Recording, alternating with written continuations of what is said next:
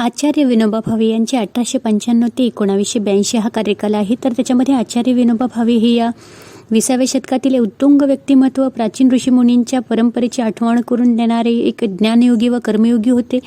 तर विनोबांचे जीवन व कार्य याचा सर्वांनाच परिचय असल्यामुळे मी काही वेगळा परिचय देत नाही. तर त्यांचे जीवनविषयक तत्त्वज्ञान आपण बघूया की विनोबांची प्राचीन भारतीय तत्त्वज्ञानावर नितांत श्रद्धा होती आणि ते अध्यात्मवादी होते.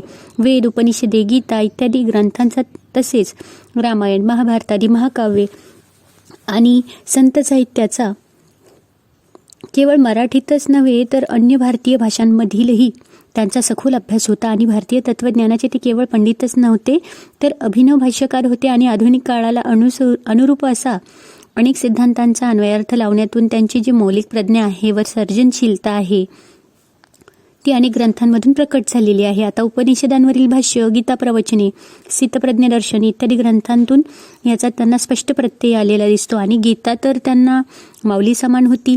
त्यांची गीताई ही तर गीते इतकीच मान्यता पावली असून गीतेप्रमाणेच गीताईचा नित्यपाठ करणारे अनेक लोक आहेत. आणि हिंदू धर्मावर त्यांची अनन्य श्रद्धा होती. पण त्यांची धर्माची संकल्पना व्यापक स्वरूपाची होती आणि त्यांना अभिप्रेत असलेली हिंदू धर्माची प्रमुख वैशिष्ट्ये त्यांनी एका व्याख्येतून मांडलेली आहेत. यो वर्णाश्रम निष्ठावान गोभक्तः श्रुती मातृकः मूर्तीच नाव जानाति सर्वधर्मास समादरः उत्प्रेक्षते पुनर्जन्म सर्वे हिंदू रीती स्मृतः हिंसया दूयते चित्तम तेन हिंदू रीतिरीतः.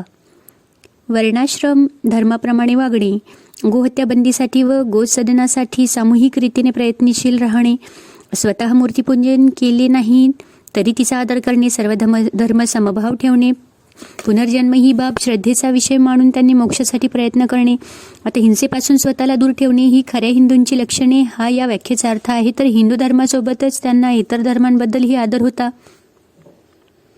बुद्ध, इस्लाम, ख्रिस्ती या सर्व धर्मांचा अभ्यास करून त्यातील सारतत्व त्यांनी स्पष्ट करण्यासाठीही काही पुस्तके लिहिलेली आहेत. तर सर्व धर्म समन्वय हे त्यांच्या धर्मविचारांचे अधिष्ठान होते. तर सर्व धर्मातील पंथातील देवदेवतांची नावे एकत्र करून त्यांनी एक स्तोत्र रचलेले आहेत. ते म्हणजे ओम तत्स श्री नारायण तू पुरुषोत्तम गुरु तू सिद्ध बुद्ध तू स्कंद विनायक सविता पावक तू ब्रह्ममज्द तू यव शक्ती तू ईश पिता प्रभु तू रुद्र विष्णु तू राम कृष्ण तू रहीमता तू वासुदेव गो विश्वरूप तू चिदानंद हरि तू अद्वितीय तू अकाल निर्भय आत्मलिंग शिव तू. अशा प्रकारे हे जे स्तोत्र आहे या स्तोत्रातून त्यांनी सर्व धर्म समभाव व सर्व धर्मांबद्दलचा आदर व्यक्त केलेला आहे. विनोबा हे अध्यात्मवादी होते पण हे जग म्हणजे मिथ्या किंवा माया मानून त्याकडे पाठ फिरवणारे नव्हते. तर उलट ज्ञानेश्वरांप्रमाणे ते चिद्विलासवादी होते. आपला तत्वज्ञानविषयक दृष्टिकोन व्यक्त करणारा त्यांचाच एक श्लोक असा आहे की वेद वेदांत गीतानाम विनुनासार उद्धृतम ब्रह्मसत्यम जगत्स्फूर्ती जीवनम सत्यशोधनम. वेद वेदांतावरील ग्रंथ व भगवद्गीता यांचे सार काढल्यानंतर विनोबा या निष्कर्षाला आले आहेत की ब्रह्मसत्य आहे, जगस्फूर्ती आहे आणि जीवनाचे ध्येय सत्यशोधन हे आहे. त्यांच्या मते मानवसेवा हीच ईश्वर सेवा हीच परमार्थ साधना आहे. ते म्हणतात मोक्ष हा व्यक्तिगत असूच शकत नाही. मोक्ष याचा अर्थ व्यक्तित्वापासून मुक्त होणे, सामूहिक व समाजमय बनणे. आता अध्यात्मवादी असूनही ते विज्ञान विरोधी नव्हते. आजचे युग हे केवळ अध्यात्माचे नाही, केवळ विज्ञानाचेही नाही, ते अध्यात्म व विज्ञान या दोहोंचे आहे. दोहोंच्या सुयोग्य समन्वयानेच मानवाचे कल्याण होणार आहे ते असे ते म्हणतात. तर आजवर पक्षी एकाच पंखाने उडण्याचा प्रयत्न करीत होता म्हणून यश येत नव्हते. पण आता 2 पंख आत्मज्ञान आणि विज्ञान लाभल्यामुळे हा पक्षी अंतराळात खूप उंच उडेल. भारताचा धर्मविचार वैज्ञानिक आहे. आम्ही विज्ञानाचे स्वागत करतो. आमच्या वेदांत दर्शनाला विज्ञानामुळे पुष्टी मिळेल, ते कुंठित होणार नाही, खच्ची होणार नाही. वैज्ञानिक भौतिकवाद हा अद्वैतवादाच्या फारच जवळ येऊन ठेपला आहे. हे विनोबांच्या तत्वज्ञानाचे थोडक्यात आपण सार बघितले आहे की स्वतः विनोबांचे साहित्य भरपूर प्रमाणात उपलब्ध आहे आणि त्यांच्या संबंधी इतर जे विचारवंत आहेत त्यांनी व्यक्त केलेले विचारही व लेख या पुस्तकांमध्ये सर्वत्र प्रसारित झालेले आहेत आणि म्हणून या संबंधी अधिक स्पष्टीकरण आपल्याला काही आवश्यकता नाही आहे. तर इथे आणखी त्यांचं एक श्रेष्ठ शिक्षण तज्ज्ञ म्हणून विचार बघूया की विनोबा हे जे महात्मा गांधीजींचे प्रथम सत्याग्रही व आदर्श अनुयायी म्हणून पुढे आले होते. गांधीजींच्या अनेक सिद्धांतांचे अधिकृत भाष्यकार म्हणून ते मान्यता पावले होते, परंतु त्यांच्या बुद्धीची व विचारांची जी झेप केवळ भाष्यकारांपुरतीच मर्यादित नव्हती. ते स्वतःही श्रेष्ठ तत्वचिंतक असल्यामुळे आपल्या प्रतिभेची व सर्जनशीलतेची जोड देऊन त्यांनी महात्मा गांधींचेच विचार अधिक विस्तृत व उज्ज्वल स्वरूपामध्ये प्रतिपादित करून त्यातील नवे अन्वयार्थ नवनवीन उन्मेष प्रकट करून दाखवले आहेत. याचे उत्कृष्ट उदाहरण म्हणजे गांधीजींच्या बुनियादी शिक्षण पद्धतीचे किंवा नई तालीमचे केलेले जे अर्थ स्पष्टीकरण आहे. मूलोद्योगी बुनियादी शिक्षण पद्धती किंवा नई तालीम ही वस्तुतः गांधीजींची सर्जनशील निर्मिती आहे, पण यात अनुस्यूत असलेले सिद्धांत, त्यांची गूढ अर्थगर्भता यासंबंधी विचारवंतांनी घेतलेले जे आक्षेप आहे, शंका कुशंका याचे निवारण गांधीजींपेक्षाही विनोबांनीच अधिक प्रभावीपणे व तर्कशुद्ध रीतीने केलेले आहेत. केवळ त्यांच्या आधारेच विनोबांना श्रेष्ठ शिक्षण शास्त्रज्ञ म्हणता येऊ शकते आणि त्यानंतरही विनोबांनी अनेक शिक्षणविषयक विचार स्वतंत्र स्वरूपामध्ये तपशीलवार मांडलेले आहेत. परंतु त्यांच्या शैक्षणिक चिंतनाचा प्रारंभ गांधीजींच्या मूलोद्योगी शिक्षणाच्या संदर्भातच झाला असल्यामुळे त्यापासून त्यांच्या शिक्षणविषयक विचारांचा परिचय करून देत आहोत की आता विनोबा यांनी नई तालीम या शिक्षण पद्धतीचा स्वीकार केलेला आहे की महात्मा गांधीजीच्या शैक्षणिक विचारांचा परिचय करून देताना मूलोद्योगी शिक्षण पद्धतीच्या वैशिष्ट्यांचे स्पष्टीकरण केलेच पाहिजे आणि येथेच फक्त तत्संबंधीचे विनोबांचे विचार नमूद करीत आहेत आणि तसेच विनोबांनी बहुतांशी नई तालीम हाच शब्द वापरला असल्यामुळे तोच येथे वापरीत आहे. नई तालीमची संकल्पना म्हणजे ती जी 1937 साली महात्मा गांधी यांनी राष्ट्रापुढे मांडली आणि नई तालीमलाच मूलोद्योगी शिक्षण, बुनियादी शिक्षण व जीवन शिक्षण या नावांनीही संबोधले जाते आणि नई तालीम हा आधुनिक भारतीय राष्ट्रीय शिक्षण योजनेचा पहिला व एकमेव प्रयोग असे म्हटले तरी चूक ठरणार नाही आहे. कारण कृतीतून शिक्षण, मूलोद्योगाच्या माध्यमातून शिक्षण, मूलोद्योग हे केंद्र बनवून त्याला संबंधित अशा समवाय पद्धतीने शिक्षण, कृती व व्यवसायाद्वारा उत्पादन व या उत्पादनाच्या साह्याने शिक्षण स्वाश्रयी करण्याचा प्रयत्न ही नई तालीमची सर्व परिचित अशी महत्त्वाची तत्वे आहेत. मग याचे स्पष्टीकरण गांधीजींच्या संदर्भामध्ये केलेले असल्यामुळे पुन्हा करण्याची आपल्याला काही आवश्यकताच नाही आहे. कारण बाह्यतः साध्या व सुलभ वाटणाऱ्या या तत्वांचा आपण ध्वन्यार्थ विनोबांनी अतिशय मार्मिक व यथार्थ स्वरूपामध्ये स्पष्ट करून सांगितला आहे. गांधीजींनी राष्ट्रीय गरजा व परिस्थिती यांचा सम्यक विचार करून जी व्यावहारिक स्वरूपाची शिक्षण योजना सादर केली गेली आहे तिला भरभक्कम असे तात्विक अधिष्ठान प्राप्त करून देण्याचे, तिच्यामध्ये अंतर्भूत असलेली सांस्कृतिक मूल्ये नंतर सांस्कृतिक परिभाषेतच विशद करून सांगण्याचे श्रेय विनोबांनाच दिलेले आहे. तर नई तालीम संबंधी विनोबांनी जे भरपूर विचार प्रकट केलेले आहे तिच्या अनेक पैलूंवरती आपण प्रकाश टाकला आहे, पण त्यांच्या या सर्वच विचारांचा आढावा आपल्याला मर्यादेच्या बाहेर आहे, म्हणून त्यातील काही मूलभूत व वैशिष्ट्यपूर्ण मुद्द्यांचे आपण स्पष्टीकरण बघूया. त्यांचे अजून मुद्दे आहे की ज्ञान व कर्म यांचे अद्वैत. आता कृतीतून शिक्षण हे नई तालीमचे एक महत्त्वपूर्ण वैशिष्ट्य आहे. तर ज्ञानप्राप्ती देखील पुस्तकाद्वारे न करता ती कृतीच्या माध्यमातून करावी असे गांधीजींनी प्रतिपादन केले होते. आधुनिक पाश्चात्य शिक्षण तज्ज्ञ जॉन ड्यूई यानेही कृतीवर विलक्षण भर दिलेला आहे आणि ज्ञान हे कृतीतून प्राप्त होऊ शकते. Knowledge is the by product of activity ही ड्यूईंची भूमिका आहे. जे ज्ञान कृती व प्रत्यक्षानुभव यातून प्राप्त होईल तेच खरे ज्ञान.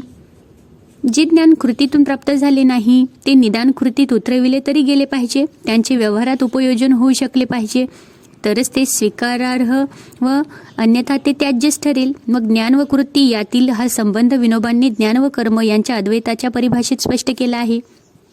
कृतीलाच त्यांनी कर्म या पातळीवर नेऊन बसवले आहे आणि व्यवसाय वा उद्योगानिमित्त करण्यात येणारी कृती ही केवळ कृती नसून ती कर्मयोग आहे असे विनोबा भावे मानतात.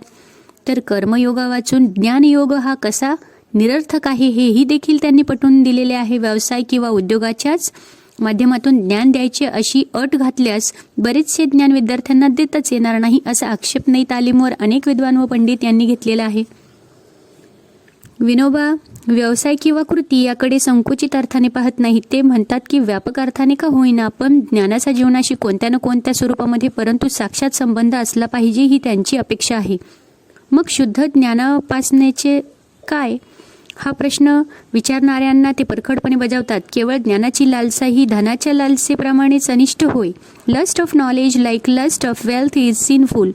पुस्तकी ज्ञानाचा शब्दपंडितांचा अधिकार तुकाराम महाराजांनीही वेदांचा तो अर्थ आम्हासीच ठावा इतरांनी वहावा भार माथा या शब्दात केला आहे. आता तुकोबा विज्ञान किंवा पंडित नव्हते तर वेद अनंत बोलिला अर्थ इतुकाची साधिला विठोबासी शरण जावे निजनिष्ठा नाम गावे. हे रहस्य मात्र त्यांनी पूर्णपणे जाणवले होते आणि कृतीमूलक किंवा अनुभवजन्य ज्ञान हे माणसाला खऱ्या रहस्याचाच लाभ करून देते. असेच ज्ञान मिळावे हा नई तालीमचा विनोबांच्या मते खरा उद्देश आहे. ते पुढे म्हणतात की कर्माने ज्ञान प्राप्त होते, ज्ञानाने कर्माची प्रेरणा मिळते व दोहोंमुळे जीवनाचे सार्थक होते. या विश्वासावर नई तालीम उभी केली गेली आणि एका शब्दात शिक्षणाचा मंत्र सांगायचा तर तो सच्चिदानंद असा आहे. सत हा कर्मयोग, त्याशिवाय जीवन चालणार नाही. चित हा ज्ञानयोग, त्याशिवाय जीवन जड बनेल व आनंदाशिवाय तर जीवनात काहीही रस राहणार नाही. सत, चित व आनंद या तिन्हींचा योग असेल तीच खरी नई तालीम आहे असे ते म्हणत. नंतर वैचारिक गुलामगिरीतून मुक्ती या टॉपिकवर ते म्हणतात की नई तालीमचा प्रमुख उद्देश हा स्वावलंबन म्हणजेच विद्यार्थ्यांना उपजीविकेचे साधन उपलब्ध करून देणे हा आहे असे समजले जाते. परंतु विनोबांच्या मते नई तालीम ही आर्थिक स्वावलंबनापुरतीच मर्यादित नाही तर विद्यार्थ्यांची बुद्धी व प्रज्ञा ही स्वतंत्र व स्वयंभू बनावी. वैचारिक गुलामगिरीतून व अज्ञानातून त्यांची मुक्ती व्हावी हा अर्थ त्यांना विशेषत्वाने अभिप्रेत आहे आणि विद्यार्थ्यांच्या विविध प्रकारच्या मानसिक शक्तींचा विकास करून त्यांना हर तऱ्हेच्या जीवन व्यवहारातून व जीवनानुभवांतून ज्ञान प्राप्त करून घेण्याची शक्ती निर्माण व्हावी ही त्यांची अपेक्षा आहे. म्हणूनच स्वावलंबन हीच मुक्ती व त्यांची प्रज्ञा स्वावलंबी बनते तोच मुक्त वा स्वतंत्र होतो असे त्यांनी स्पष्टपणे म्हटलेले आहे. नई तालीमचा हा विनोबांनी सूचित केलेला अन्वय अर्थ सा विद्या या विमुक्तये या प्राचीन भारतीय शिक्षणाच्या व्याख्येशी मिळता जुळताच नाही काय. तर आता इंद्रियांच्या गुलामगिरीतून मुक्ती मग आता परंतु विनोबांचे नई तालीमचे विश्लेषण एवढ्यावरही थांबत नाही. ते यापुढेही जातात आणि केवळ वैचारिक मुक्तीच नव्हे तर इंद्रियांच्या गुलामीपासून मुक्ती मिळवण्याचे एक साधन म्हणून ते नई तालीमकडे बघतात. आणि नई तालीम म्हणजे संयम शिक्षण, इंद्रिय निग्रहाचे शिक्षण असा त्यांनी नई तालीमचा अर्थ लावला आहे. आता गांधीजींनी गीतेला अनासक्ती योग असे संबोधले आहे. तर अनासक्ती हे गांधीजींच्या मते जीवनाचा मूलाधार असलेले तत्व आहे. इंद्रिय निग्रह म्हणजेच अनासक्ती व हा अनासक्तीचा आदर्श नई तालीमद्वारे विद्यार्थ्यांच्या मनावर बिंबवला जाऊ शकतो असा विनोबांचा विश्वास आहे. नंतर ते म्हणतात की केवळ खेड्यासाठीच नव्हे तर नई तालीममध्ये हस्तव्यवसायाला प्राधान्य मिळाल्यामुळे ही जी योजना केवळ खेडेगावासाठीच आहे, शहरवासियांसाठी नाही, औद्योगिक विकास झालेल्या शहरासाठी, विद्यार्थ्यांसाठी नाही असाही गैरसमज त्या काळामध्ये रूढ होता व आजही आहे. या बाबतीत विनोबांचा अभिप्राय काय आहे हे त्यांच्याच शब्दात देणे उचित ठरेल की नई तालीम केवळ खेड्यांसाठी नाही, खेड्यांतील शिक्षण वेगळे व शहरातील वेगळे असा प्रकार नाही. ग्रामीण लोकांच्या आधारावर शहरे उभी आहेत. आता त्यांच्या सेवेचा शहरांनी लागले पाहिजे. देशाच्या सेवेचे शिक्षण खेड्यातील लोकांनी घ्यावे व देशाला लुटायचे शिक्षण शहरातील लोकांनी घ्यायचे हे आता चालणार नाही. तर खेड्यांचे व खेड्यातील लोकांचे हे शोषण थांबले पाहिजे. नई तालीमच हे कार्य करू शकते. नई तालीम म्हणजे ग्रामोदय व ग्रामोद्धार. देशातील सर्व शिक्षण नई तालीमच्या पायावरच उभे करायचे ही गोष्ट जर मंजूर असेल तरच हिला बुनियादी तालीम म्हणणे योग्य होईल. पुढे जाऊन ते म्हणतात की नई तालीम म्हणून मी जिला म्हणतो ती अहिंसेत लपलेली आहे आणि तिचा प्रकाश भूदान व ग्रामोद्योगाच्या द्वारे फैलावेल. आणि ते नवसमाज निर्मितीचे साधनाच्या बाबतीत चर्चा करताना म्हणतात की basic education is the spearhead of silent and social revolution असे गांधीजींनी म्हटले होते. नंतर विनोबाजींनी नई तालीमला सामाजिक क्रांतीचे व नवसमाज निर्मितीचे महत्त्वाचे साधन मानतात. पण हा गांधीजी व विनोबा यांना अभिप्रेत असलेला नवसमाज असा तर तो म्हणजे सर्वोदयी समाज. आता समताधिष्ठित, विषमता रहित, शोषणमुक्त असा सर्वोदयी समाज गांधीजी उद्योगाच्या विरोधात नव्हते, पण औद्योगिकीकरणाच्या विरोधात होते. औद्योगिकीकरणातून उत्पादन वाढते हे खरे, परंतु त्यातून माणसाच्या इच्छा व वासना यांना अधिक वाव मिळतो. मग इच्छा, वासना, गरजा यांच्या तृप्तीकरता अधिक उत्पादन व उत्पादनातून अधिकाधिक इच्छा, गरजा व भोगप्रवणता याचा विलास असे दुष्टचक्र जे आहे. या उलट संयम, इंद्रिय निग्रह व अनासक्ती ही जीवनाची आधारभूत तत्वे असावीत असा गांधीजी व विनोबा यांचा आग्रह व या दृष्टीनेच नई तालीमचा एक साधन म्हणून त्यांनी पुरस्कार केला होता. नंतर नई तालीम ही संयमप्रधान शिक्षण पद्धती असावी असे जे विनोबा वारंवार म्हणतात, ते याच अर्थाने म्हणतात की शिक्षकांच्या बाबतीत देखील विनोबांनी हाच निकष लावला आहे. नई तालीमचा शिक्षकही संयम चित्त असावा, तो वानप्रस्थाश्रमी असावा, वैयक्तिक व कौटुंबिक स्वार्थ आणि हितसंबंध याच्या पलीकडे जाऊन निरपेक्ष वृत्तीने समाजसेवेची दीक्षा घेतलेला असावा असे त्यांचे मत आहे. नंतर ते आध्यात्मिक व वैज्ञानिक जीवनमूल्यांचा मिलाफ कसा करावा म्हणतात की गांधीजींनी समाजाच्या, राष्ट्राच्या तत्कालीन गरजा व समस्या विचारात घेऊन देशाला अनुकूल अशा शिक्षण पद्धतीला जन्म दिला आणि विनोबांनी त्यापुढे जाऊन या नई तालीम शिक्षण पद्धतीला प्राचीन भारतीय तत्वज्ञान व सनातन जीवनमूल्ये यांचे अधिष्ठान देऊन तिला अस्सल भारतीय शिक्षण पद्धतीचे स्वरूप प्राप्त करून दिले. नंतर गांधीजींप्रमाणेच विनोबांचीही एक प्राचीन भारतीय तत्वज्ञानावर नितांत श्रद्धा होती, परंतु आजच्या वैज्ञानिक युगामध्ये विज्ञान व तंत्रज्ञान याकडे पाठ फिरून चालणार नाही याचीही त्यांना जाणीव होती. नंतर आजचे युग हे केवळ अध्यात्मयुग नव्हे, तसेच ते केवळ विज्ञान युगही नव्हे, तर it is an age of science and spirituality, हे दोन्ही मिळून आहे असे ते म्हणत असत. की तरीही आजच्या विज्ञानाने व तंत्रज्ञानाने ज्या अनेकविध समस्या जगामध्ये निर्माण केल्या आहेत, त्या भौतिक जीवन समृद्ध झाले असले तरी मनुष्य माणुसकीलाच कसा पारखा होत चालला आहे याचीही जाणीव त्यांना तीव्रतेने झाली होती. नंतर आध्यात्मिक जीवनमूल्यांचा आधार घेतल्याशिवाय ही समस्या सुटणार नाही असा त्यांचा विश्वास होता. मग आता आध्यात्मिक जीवनमूल्यांचा परिपोष व प्रसार होण्यासाठीही जीवनमूल्ये विद्यार्थ्यांच्या मनावर शिक्षणाच्या माध्यमातून बिंबवली जाणे आवश्यक आहे. आता विनोबांच्या दृष्टीने नई तालीम म्हणजे आध्यात्मिक व वैज्ञानिक जीवनमूल्यांचा मिलाप घडून आणणारी एक आदर्श भारतीय शिक्षण पद्धती आहे असे ते म्हणतात. नंतर दुर्दैवाने या पद्धतींचा प्रयोग आपल्या देशात फसला. याचे कारण गांधीजी व विनोबाजी यांना अभिप्रेत असलेल्या या तत्वज्ञानाची व जीवनमूल्यांची जाणच आम्हाला नव्हती. नंतर त्यावरती आमचे मनोमन श्रद्धाच नव्हती. नंतर मूलोद्योगी शाळेतून उत्पादन किती होते ते शिकावे कसे, त्यातून शाळेचा खर्च कसा निघणार, निरनिराळ्या विषयांचा समन्वय कसा साधावा इत्यादींवर ते वरवरच्या समस्यातच आम्ही गुरफटून गेलो व मूळच्या जीवनदृष्टीलाच हरवून बसलो आहोत. आता या जीवनदृष्टीचा लाभ होऊन जर त्यातून खरे जीवनदर्शन आम्हाला होऊ शकले तरच नई तालीमचे महत्त्व व श्रेष्ठत्व आमच्या पुनःप्रत्ययास येऊ शकेल असे ते म्हणतात. नंतर अन्य शिक्षण विषयक त्यांचे विचार असे आहेत की आता आपण त्यांचे अन्य विचार बघूया की भारतीय शिक्षणशास्त्र. विनोबांना भारतीय तत्वज्ञान व संस्कृती यांच्याबद्दल किती आदर होता हे प्रारंभी आपण बघितलंच की आता मूलोद्योगी शिक्षणाची ही महती त्यांनी प्राचीन सिद्धांत, मूल्ये व परिभाषा यांच्या आधारे स्पष्ट केलेली आहे. नंतर ते म्हणतात की प्राचीन भारतीय शिक्षण सिद्धांतावर व पद्धतींवरही त्यांची निष्ठा होती. प्राचीन भारतातही शिक्षणशास्त्र होते हेही प्रतिपादन करताना ते म्हणतात की आपल्याला उपयोगी असे शिक्षणशास्त्रावरील जे ग्रंथ संस्कृतमध्ये आहेत त्या सर्वात शिरोमणी ग्रंथ आहे पतंजलींचे योगशास्त्र. त्यामध्ये शिक्षणाच्या संदर्भात मानस व अतिमानस या दोन्ही दृष्टींनी विचार झाला आहे आणि मानसशास्त्रीय दृष्टीने विचार करणे शिक्षणाच्या दृष्टीने अत्यंत आवश्यक आहे. त्याशिवाय शिक्षणशास्त्राचा आरंभ होत नाही. परंतु मानसशास्त्राची गरज सुरुवातीला असली तरीही त्यातली शेवटची वस्तू कोणती हे जाणण्यासाठी अतिमानस भूमिकेचीही ज्ञान असणे आपल्याला आवश्यक आहे.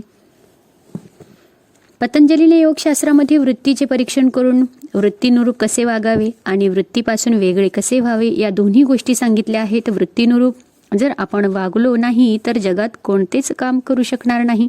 म्हणून वृत्तीला अनुकूल असा विचार करावाच लागतो. वृत्तीपासून अलग होऊन जर विचार केला नाही तर तटस्थ दर्शन होणार नाही.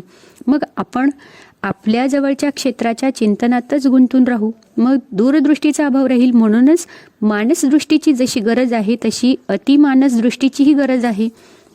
या दोन्ही गोष्टी ध्यानात घेऊन पतंजलीने अत्यंत थोडक्यात याची चर्चा केली आहे की या ग्रंथावर अनेक भाष्ये झाली. आणि हे योगशास्त्र आजवर विकसित होत चालले आहे.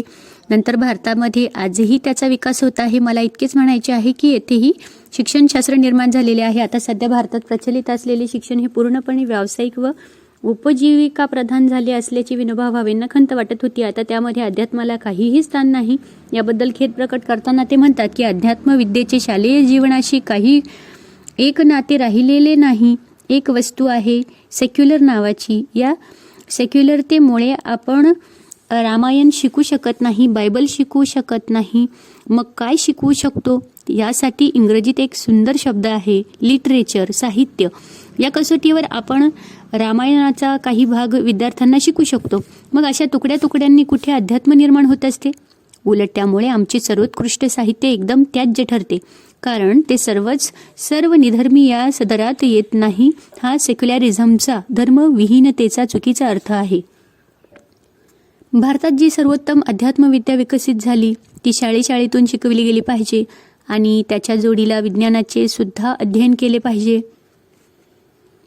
अकबर व तुलसीदास साधारण समकालीन आहेत. आता भारतीय जनतेच्या मनावरती रामचरितमानसाचा प्रभाव आहे की अकबराचा, असा प्रश्न उपस्थित करून ते म्हणतात की आज इतिहासाच्या पुस्तकामध्ये अकबराच्या कारकिर्दीचे वर्णन 8 ते 10 पाने, तर तुलसीदासावर केवळ 1 परिच्छेद. हे कितपत योग्य आहे? त्यांच्या मते काय की रामचरितमानसातील अध्यात्म विचार हाच विद्यार्थ्यांच्या मनावर अधिक बसविण्याची गरज आहे.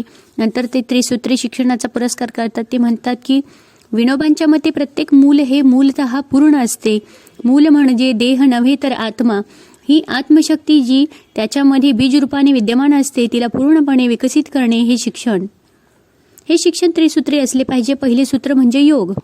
योगात विनोबांना मानसिक व आध्यात्मिक विकास अपेक्षित आहे. त्यासाठी इंद्रिय निग्रह किंवा संयम, चारित्र्य, निर्भयता, स्वतंत्र प्रज्ञा, विनयशीलता इत्यादी अनेकविध गुणांचा विकास झाला पाहिजे. दुसऱ्या सूत्रात आहे की उद्योग. येथे विद्यार्थ्यांनी भरपूर परिश्रम करून काहीतरी उत्पादन केले पाहिजे. तो स्वावलंबी बनला पाहिजे. शिक्षण हे प्रत्यक्ष जीवनातूनच मिळाले पाहिजे. श्रीकृष्णाने अर्जुनाला गीता सांगितली ती कुरुक्षेत्रात. तसेच शिक्षण हे जीवन जगतानाच प्राप्त झाले पाहिजे. या संबंधीचे स्पष्टीकरण मूलोद्योगी शिक्षणाच्या संदर्भात केलेले आहेच. तर तिसरे सूत्र आहे सहयोग. आता शिक्षण, सामूहिक जीवन, विद्यार्थ्यांमध्ये समाजसेवेची प्रेरणा निर्माण झाली पाहिजे. समाजसेवा हाच त्याचा धर्म बनला पाहिजे. समाजरूपी ईश्वर सेवेतच त्याने आपले जीवन व्यतीत केले पाहिजे. नंतर ते शिक्षणासंबंधी बोलतात की उत्स्फूर्त व स्वाभाविक प्रक्रिया असते शिक्षण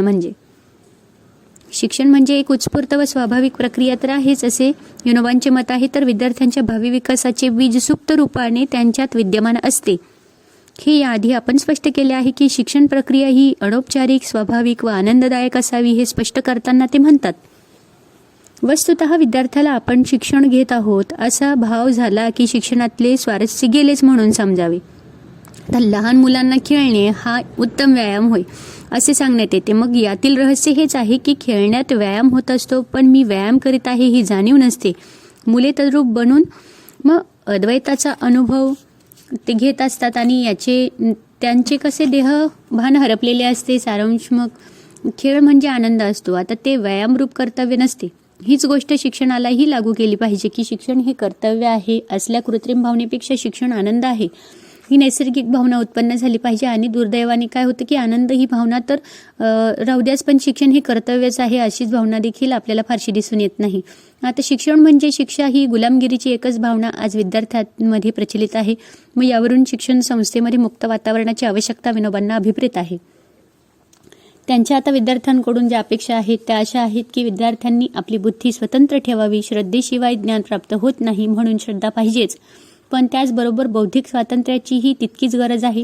श्रद्धा आणि बुद्धी या वेगवेगळ्या नव्हे, तर त्यामध्ये विरोध नाही. विद्यार्थ्यांनी स्वतःवर ताबा ठेवण्यास शिकावे. जो स्वतःवर ताबा राखू शकतो तोच स्वातंत्र्याचा अधिकार आपल्या हाती राखू शकतो. देह, मन व बुद्धी यावर ताबा असावा याचा निर्देश मागे योग या संदर्भात केलाच आहे. मग विद्यार्थ्यांनी खऱ्या अर्थाने विद्यार्थी बनावे. विद्यार्थी परीक्षार्थी बनू नये. परीक्षा म्हणजे रेचक. यामुळे विद्यार्थी शिकलेले सर्व विसरून जातात. तसेच त्यांनी केवळ नोकरी अर्थीही बनू नये. नंतर दररोज कमीत कमी 1 तास शरीर परिश्रम करावे, व्यायाम करावा. रोज काहीतरी उत्पादक व समाजोपयोगी कार्य करावे. सुट्ट्यांमध्ये खेडोपाड्यामध्ये जाऊन सामाजिक सेवा करावी.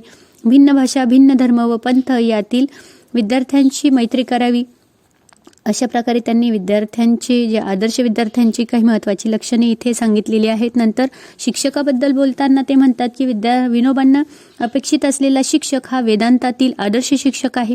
वेदांत शिक्षकाने त्यांनी एक श्लोक वापरलेला आहे, त्यामध्ये ते म्हणतात त्वं नो अस्या अमतेरुतक्षुधो अभिशस्तेरव स्पृधी त्वं न उर्ता तव चित्रया धिया शिक्षा शचिष्ठ गातुवित. हे शचिष्ठ गातुवित हे श्रेष्ठ शक्तिशाली मार्गशोधका, आमचे अज्ञान, आमची भूक, आमचे रोग दूर करण्याचा मार्ग तू आम्हाला दाखव. तू आम्हाला उत्तम शिक्षण दे. तुझी बुद्धी, रक्षण शक्ती, उत्पादन शक्ती आणि हर तऱ्हेच्या शक्ती तू प्रकट कर. आणि वेदाने शिक्षकाला शचिष्ठ म्हणजे श्रेष्ठ शक्तिशाली आणि गातुवित म्हणजे मार्ग शोधणारा असे म्हटले आहे. आता विनोबांच्या मते शिक्षक हा साऱ्या देशाच्या बुद्धीचे आणि हृदयाचे मार्गदर्शन करणारा आहे. त्यासाठी ते सर्वश्रेष्ठ शक्तिशाली असला पाहिजे. सोबतच वरील वचनामध्ये अमती, क्षुधा आणि अभिशस्तू या तिहींचे निरसरण करण्याचा मार्ग शिक्षकाने दाखवावयाचा आहे. म्हणून तो ज्ञानामध्ये प्रवीण आणि उत्पादनामध्ये बलवान असला पाहिजे. विविध प्रकारचे सृष्टी ज्ञान त्याला अवगत पाहिजे व या ज्ञानाच्या आधारे तो रोग दूर करील. उत्पादन क्षमतेच्या आधारे तो भूक दूर करील आणि बुद्धीच्या चिंतन शक्तीच्या आधारे तो समाजाचे अज्ञान दूर करील. आजचा शिक्षक हा केवळ पुस्तकी शिकवतो, अशा शिक्षकाला विनोबा मृतकाध्यापक म्हणतात. खरा शिक्षक हा विद्यार्थी परायण असला पाहिजे. विद्यार्थी हा शिक्षण परायण असला पाहिजे. विद्यार्थी व शिक्षक हे दोघेही ज्ञानपरायण असले पाहिजेत व ज्ञान हे सेवापरायण असले पाहिजे.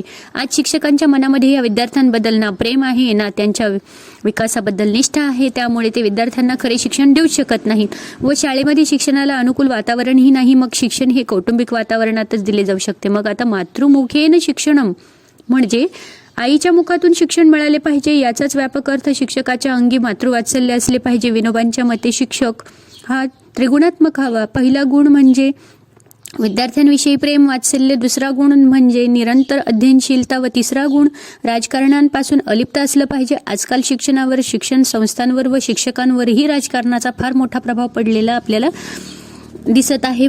ते म्हणतात की शिक्षक जर राजकारणात पडले असतील तर ते कर्ते नसून कर्म आहे असे म्हणावे लागेल. त्यांचे कर्ते दुसरे कोणी आहे आणि हे त्यांच्या हातातील कर्म त्यांच्या हातात कर्तृत्व राहणार नाही. हा कर्मणी प्रयोग होईल तर कर्तरी प्रयोग नाही. अशी स्थितीमध्ये शिक्षकांचा व्यवसाय व्यर्थ होईल, निसत्व बनेल.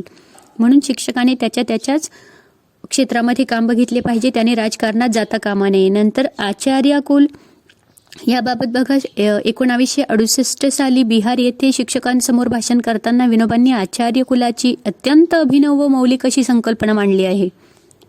शिक्षकांचे सामर्थ्य व प्रभाव वाढवायचा असेल व त्यांचा समाजावर नैतिक प्रभाव पाडावायचा असेल तर शिक्षकांमधील शिवशक्ती जागृत होऊन ते संघटित झाले पाहिजे असे त्यांनी म्हटले व या संघटनेला आचार्यकुल म्हणावे असे त्यांनी सुचवले. आचार्यकुल या शब्दाचे स्पष्टीकरण करताना ते म्हणतात, हा एक सुंदर शब्द आहे.